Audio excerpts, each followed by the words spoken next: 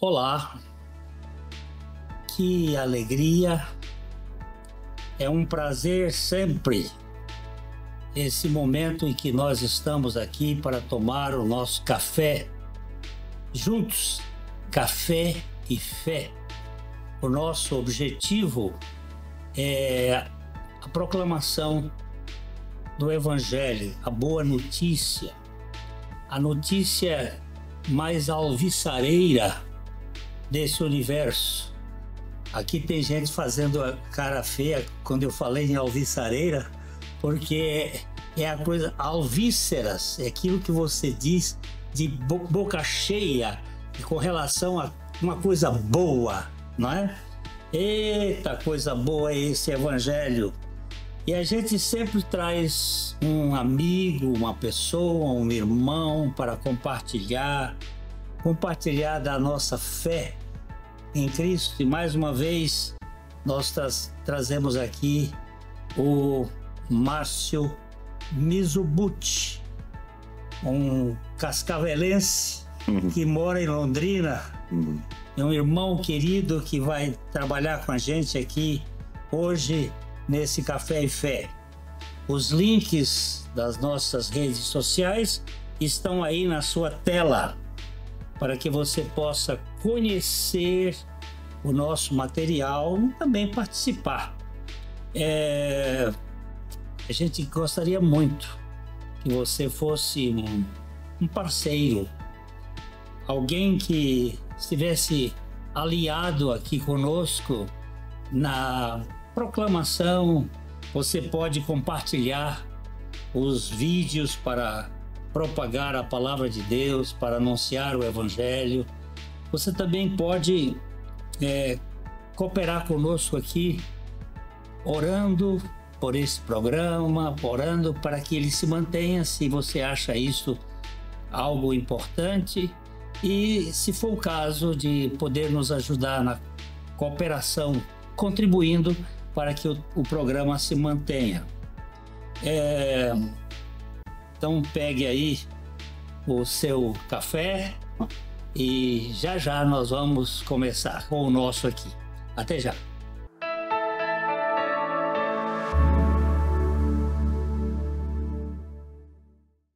Ótica Higienópolis. Há 35 anos no mercado óptico de Londrina, sempre com novidades em produtos e tecnologia. Nossa equipe está preparada para dar uma verdadeira consultoria, facilitando a escolha de seus óculos para correção ou proteção solar. Ajuste de óculos personalizados, respeitando o conforto e anatomia do seu rosto. Ótica Higienópolis. Avenida Higienópolis, 346, em Londrina.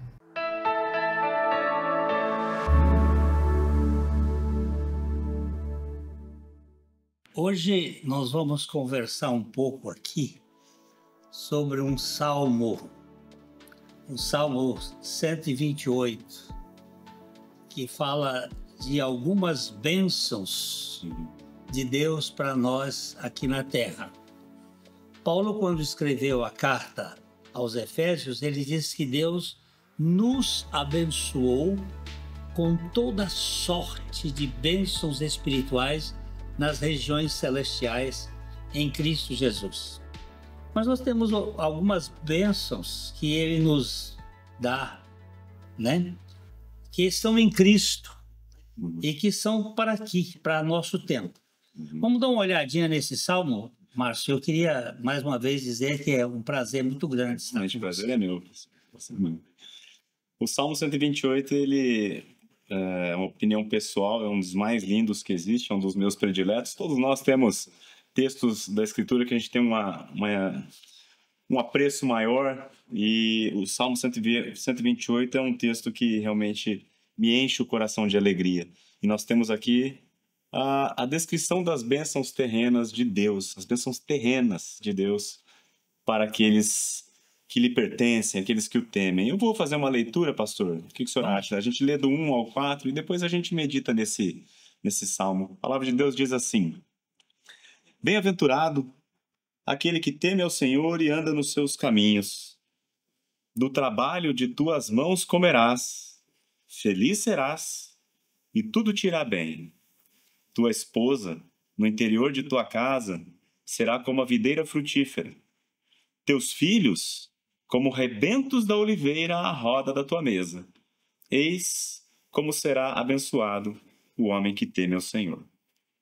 Isso aqui é uma renca de bênçãos, Muita bênção. não é? É muita bênção. Mais feliz esse estado, Ah, né? bem-aventurado. O que significa isso, pastor? O que significa esse... Essa palavra, ela é muito rica. No hebraico e no grego, ela tem um significado de você está completo, satisfeito, Uhum, né? Plenamente satisfeito, uhum. que não tem carências, né?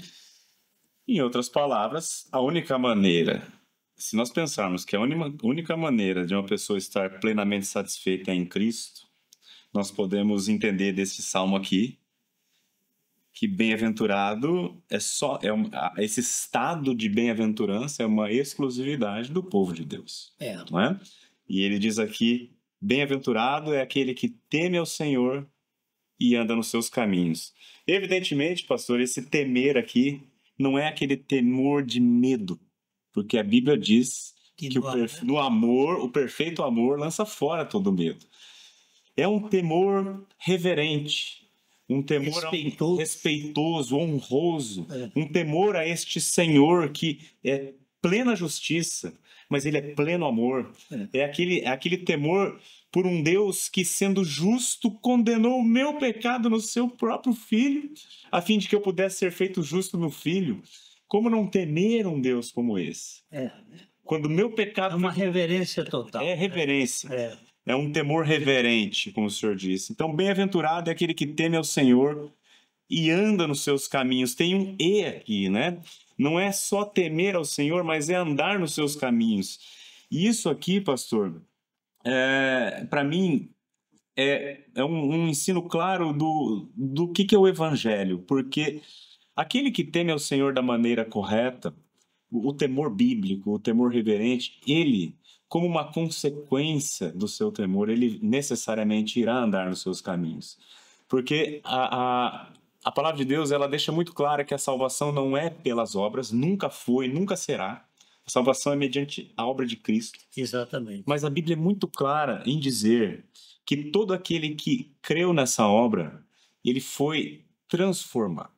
O seu coração de pedra foi tirado e foi-lhe posto um coração de carne, o coração de Cristo.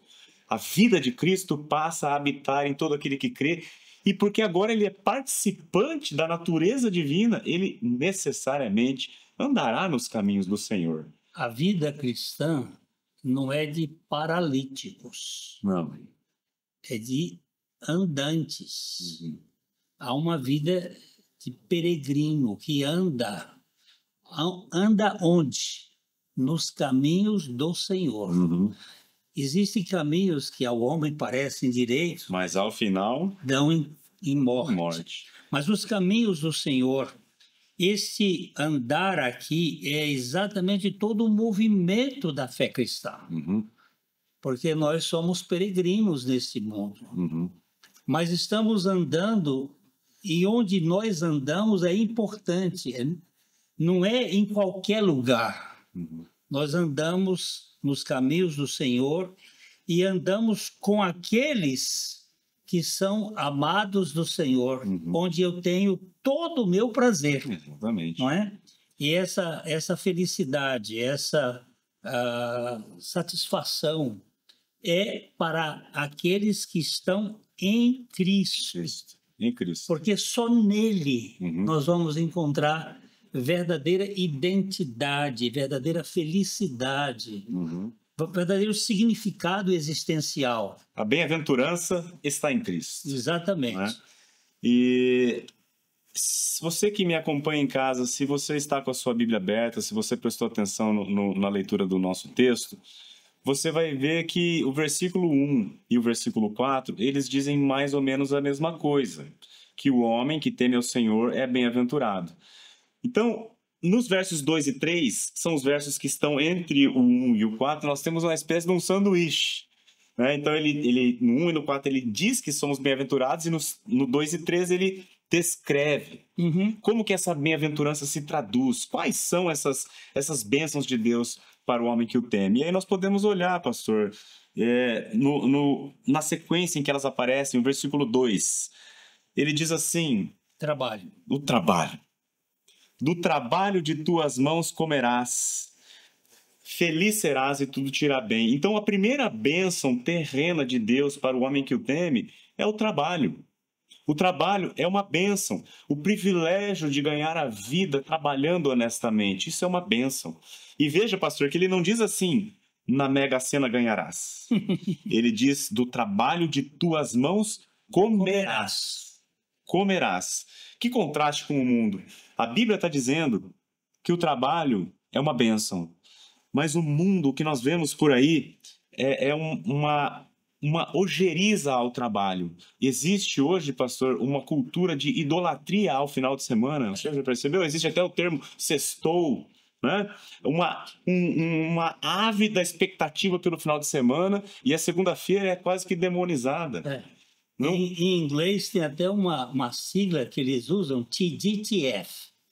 Thanks God Today's Friday. Obrigado, Deus, hoje é sexta. A ideia de que você está nesse mundo, que o trabalho é uma canga, que o trabalho é um peso. De fato, nós vemos na Bíblia, quando o trabalho entrou no mundo, quando o pecado entrou no mundo, o trabalho se tornou um fardo. Deus disse: no suor do teu rosto comerás o teu pão. É penoso. É penoso. O que era antes tão leve, tão prazeroso, tornou-se algo penoso por conta do pecado. Exatamente. Mas aquele que teme ao Senhor, o trabalho volta a ser uma bênção. Exatamente. Uma bênção. Jesus disse: meu pai trabalha até agora e eu também trabalho. Ele não via o trabalho como algo extenuante. Exatamente. Uma coisa que tira toda a alegria. Pelo contrário, você se alegra. Se alegra.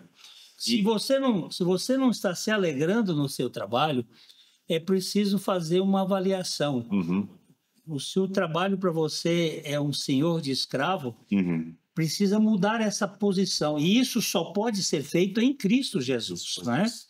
Aquele que teme é abençoado, é feliz. E é interessante que nesse mesmo verso, pastor, nós conseguimos ver a segunda bênção. A primeira, como nós dissemos, é o trabalho honesto, o privilégio de ganhar a vida trabalhando. Mas o segundo é o contentamento, porque ele diz: do trabalho de tuas mãos comerás, feliz serás.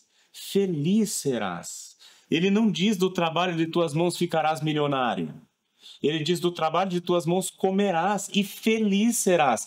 Essa, pastor, sem dúvida, é uma grande bem-aventurança, uma grande bênção, o contentamento. Até o Sócrates, ele diz que o homem mais rico que existe é aquele que se contenta com menos. Exatamente. Paulo diz claramente: tendo o que comer e o que vestir, estejais com isso contentes. Só um homem bem-aventurado, que nasceu de novo, pode desfrutar do contentamento. Ele é, portanto, a segunda bênção terrena de Deus para aqueles que o temem. E a terceira? A terceira, meus irmãos, ela agora... Eu vou pedir, pastor, o senhor consegue ler o versículo 3? E antes de ler, nós vamos dar uma paradinha e vamos ver a outra bênção, que é muito preciosa.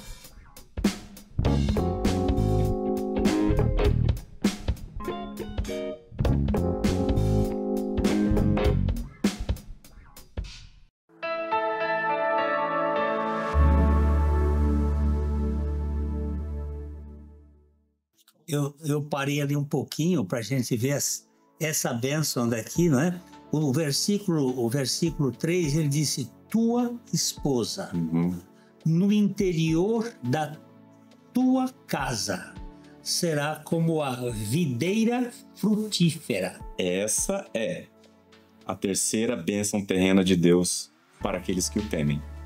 A tua esposa. Só fazer uma observação aqui. Por que ela vem depois do trabalho e depois do contentamento? Por um único motivo. Um homem só pode tomar uma esposa se ele tiver condições de sustentá-la. Então Deus primeiro abençoa com o trabalho e depois vem a esposa. Mas isso de modo nenhum significa que a esposa é menos importante que o trabalho. Pelo contrário. A esposa, ela é, de fato, a grande bênção, do ponto de vista terreno, a grande bênção de Deus para aqueles que o temem. Lá no jardim foi assim, Deus deu o homem o trabalho no jardim, depois ele deu a esposa. Exatamente. Na ordem da criação nós vemos claramente a ordem das coisas. Deus é um Deus de ordem, um Deus organizado. E aqui, pastor, mais uma vez, da mesma maneira que a bênção do trabalho ela não é vista assim pelo mundo, né? Aqui também, quando a Bíblia diz que a esposa é uma bênção, que contraste nós temos com o mundo. Verdade. Que cultura nós vivemos hoje. O mundo faz piadas acerca do casamento. Piadas, é a coisa mais comum você ouvir brincadeiras, chacotas acerca do casamento. O que nós vemos hoje também é uma explosão do chamado solteirismo. As pessoas com 25, com 30, 35, 40, postergando o casamento como se o casamento não fosse uma bênção, mas um fardo. Isso é muito triste. Nós vemos também... Existe uma quantidade de piadas, né? O casamento é um círculo que quem está dentro quer sair, quem está fora não quer entrar. Eu mesmo, pastor, eu durante muitos anos da minha vida, enquanto andei na tolice dos meus pensamentos, eu fiz muita brincadeira com algo que é sagrado, né? O casamento é uma bênção de Deus. A Bíblia está dizendo que a esposa no interior da casa será uma bênção dele. Enquanto o mundo faz piadas acerca do casamento, a palavra de Deus diz, pastor, eu tenho aqui anotado, Provérbios 18, 22, a palavra de Deus diz que quem encontra uma esposa encontra algo excelente, recebeu uma bênção do Senhor. Vou repetir, quem encontra uma esposa encontra algo excelente, recebeu uma bênção do Senhor. Você sabe o que significa excelente? Acima do céu. Acima do céu, ou procede do céu, é aquilo que é excelso, não é? É excelso. Excelso. E é interessante quando ele fala da esposa, ele compara ela à videira frutífera, nós lemos aqui no Salmo, né? A videira, ela produz o vinho. E o vinho, na Bíblia, é uma figura? Da alegria. Da alegria. O vinho é uma figura da alegria. Mas a videira também fala, quando a gente lê aqui videira frutífera, está falando de fertilidade. É por meio da esposa que o homem pode experimentar a bênção, a maravilha de ter filhos, né? E também a videira frutífera fala, evidentemente, de fragilidade, porque a videira é uma planta que necessita de cuidados. Precisa ser suportada, precisa ser cuidada. E a nossa esposa, ela será como a videira frutífera. E esse detalhe aqui, pastor, diz que é no interior de tua casa. E aqui eu quero falar com as mulheres que me ouvem. Nós somos ensinados, vocês mulheres principalmente, são ensinadas desde que vocês nasceram, de que ser esposa, cuidar da casa, cuidar de filhos, é algo de uma importância pequena ou que desvaloriza o seu trabalho. É mentira. Não é isso que a Bíblia diz. A Bíblia diz que a tarefa mais solene, mais importante que a mulher, que Deus deu à mulher, é justamente cuidar do seu lar com amor, com carinho, criar filhos para a glória de Deus. Eu costumo dizer que tudo que você fizer fora de casa, seja homem ou seja mulher, mas agora eu estou me dirigindo especificamente às mulheres que me ouvem, tudo que você construir fora da sua casa, seja na sua carreira, seja patrimônio, seja o que for, tudo isso irá perecer um dia, segundo a Bíblia. Porém, tudo que você fizer dentro da sua casa tem consequências eternas, porque a alma do seu marido e a alma dos seus filhos são eternas. Portanto, não caia na mentira do inimigo de que o trabalho dentro de casa é um trabalho de somenos importância. Pelo contrário, É um trabalho mais nobre que existe na face da terra. Você está percebendo que houve uma mudança nesses papéis, que tem uma mente por trás disso, que é uma mente maligna, Certamente. que é dando a ideia de que existem coisas mais importantes do que uma criança, do que um filho para uma mulher. Tem um provérbio, um pensamento de alguém, eu não me lembro quem foi que disse, mas disse que a mão que embala o berço governa o mundo. Foi Churchill, né? Eu acho que não foi. Mas eu já ouvi esse provérbio também. A mão que embala o berço governa o mundo. Porque quando você cria um homem de caráter, quando você forma este homem com princípios da piedade, essa pessoa pode se tornar alguém que vai ser uma bênção dentro do mundo, né? E o mundo tem nos ensinado, tentado nos ensinar que o trabalho dentro de casa não é importante. E o inimigo de nossas almas, ele faz isso com diligência o tempo todo. Pastor, esses dias eu estava, faz um tempo já, o ano passado, eu estava em casa e era na época do Dia da Mulher. E a minha filha, então tinha 6 anos, ela chegou em casa e eu estava ali fazendo alguma coisa na cozinha e ela falou assim, papai, você sabia que antes a mulher só podia ficar em casa? Ela só podia... Só. Aí eu parei o que estava fazendo, chamei a minha filha e falei assim, filha, você sabia que não há trabalho mais nobre, mais importante no mundo inteiro do que criar um filho? Você sabia? Então eu precisei explicar para minha filha. Então o que eu quero dizer é que nós somos, seja na escola, seja na cultura, seja nos filmes, seja na mídia, seja na música, seja onde for, você vai tentar, o inimigo vai tentar nos ensinar, desconstruir aquilo que Deus fez belo. Exatamente. Não caiamos nessa mentira. Esparrela maligna. Esparrela maligna. Então, a primeira bênção... O trabalho. A segunda bênção, contentamento. A terceira bênção... A esposa. E a quarta bênção, pastor, é a segunda metade do versículo 3. Então, eu vou ler o 3 inteiro novamente. Ele diz assim, a tua esposa no interior de tua casa será como a videira frutífera, e já que ela será uma videira frutífera, ele segue o versículo dizendo, teus filhos como rebentos da oliveira à roda da tua mesa. Os filhos, pastor Glenn, estes são grandes bênçãos. Eu me lembro quando você expôs este salmo lá na nossa comunidade, quando você disse que queria uma mesa grande. Já tivemos que trocar. Já tivemos que trocar a mesa. Ficou pequeno. Graças a Deus, ele tem nos abençoado com bastante filho. E a gente já precisou aumentar a mesa lá em casa. E eu sou muito grato ao Senhor pelo privilégio que Ele... E não aumentaram mais a mesa porque houve... Estamos esperando. Uma questão de percurso aí, não é? Que hoje em dia os filhos são...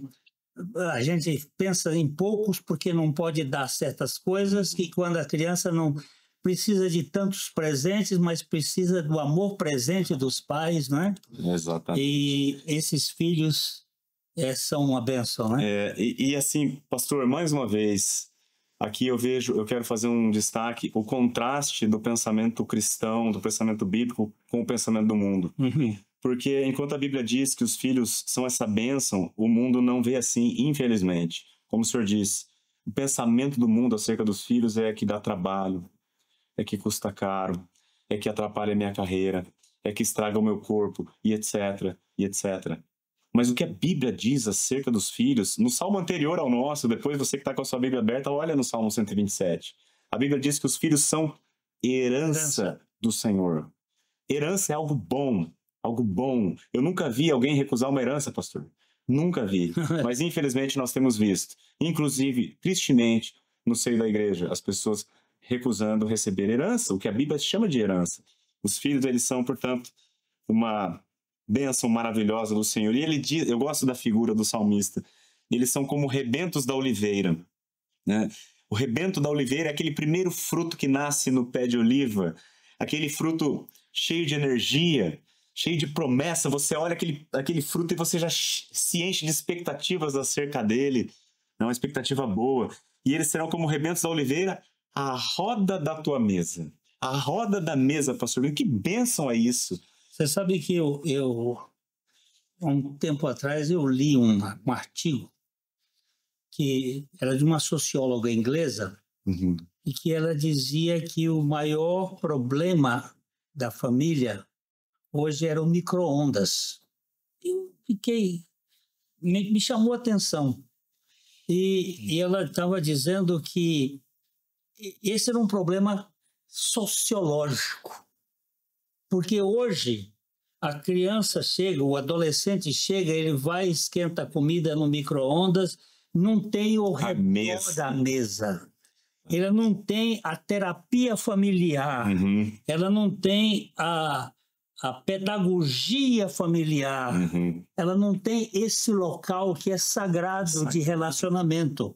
Então ele sempre põe para o segundo plano, né? E isso é tragédia. É uma tragédia. Eu sei que nem todos têm esse privilégio, mas Deus me concedeu a oportunidade de poder tomar todas as refeições em família. A gente agradece muito a Deus por esse privilégio de poder tomar o café da manhã juntos, almoçarmos juntos, jantarmos juntos. Isso é uma benção. É uma benção. Isso não é para todas as pessoas. Não dá, infelizmente, nós pelo sabemos. Menos uma você tem que procurar estar presente juntos, não é? E aí, pastor, ele no versículo 4, é o segundo pão do sanduíche, como a gente ilustrou no começo, ele diz, então, eis como será abençoado o homem que teme ao Senhor. Repete a mesma coisa. Repete a mesma coisa. Quais são as bênçãos terrenas de Deus para o seu povo? Não é carreira, dinheiro, beleza, não é nada disso. É trabalho honesto, com contentamento, a esposa e os filhos. Agora, como é que a gente pode ganhar essa experiência? Como é que pode ter prazer nas bênçãos de Deus que Deus oferece? Tem duas realidades. A primeira é você precisa nascer de novo. Quando a gente fala em novo nascimento, significa que o velho Adão, com sua estrutura egoísta, ególatra, sua estrutura cheia de interesses próprios, precisa morrer. E surgir aí um novo homem criado em Cristo Jesus. E a segunda coisa? Renovação do entendimento. Isso acontece pela palavra. A renovação da mente. É isso aí. Pela nossa união com Cristo, nós ganhamos uma vida espiritual que nos faz novos. Jesus, a Bíblia diz que se alguém está em Cristo, é uma nova criatura, uma nova criação. As coisas velhas já passaram, eis que tudo se fez novo. Graças a Deus. Então, querido, eu quero encontrar você no próximo final de semana aqui no nosso café e deixar aquele abraço de coração para coração. Até a próxima.